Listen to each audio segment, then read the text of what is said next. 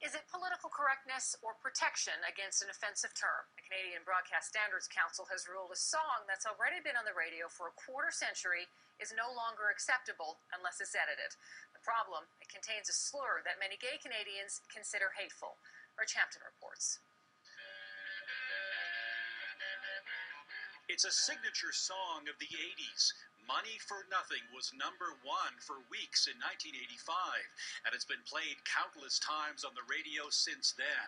But now, the Canadian Broadcast Standards Council has ruled the song is unacceptable unless it's edited to remove 3 slurs against homosexuals. Controversy reigning this morning with the Canadian Broadcast Standards Council deciding that Dire Straits is too racy for the radio anymore. We're going to talk about that coming up. It's hit a sour note with the morning host at Calgary's Q107 Classic Rock. And the whole thing is absurd because it's all been taken out of context. If you listen to the song and you know the song, the so-called offensive word is actually a shot at people who would use that offensive word.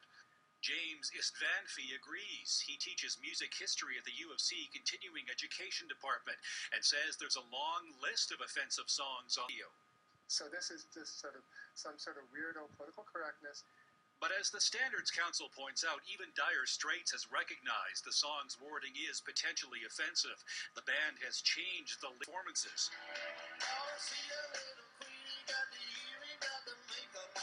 Some in Calgary's gay community are applauding the ruling, including Christopher Chan at MRC, who says the offensive words should be bleeped out.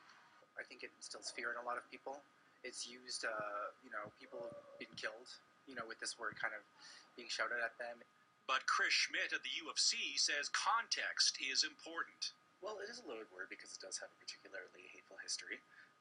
However, I do believe that with any sort of word, that contextually it's most important to understand what the person's trying to get across.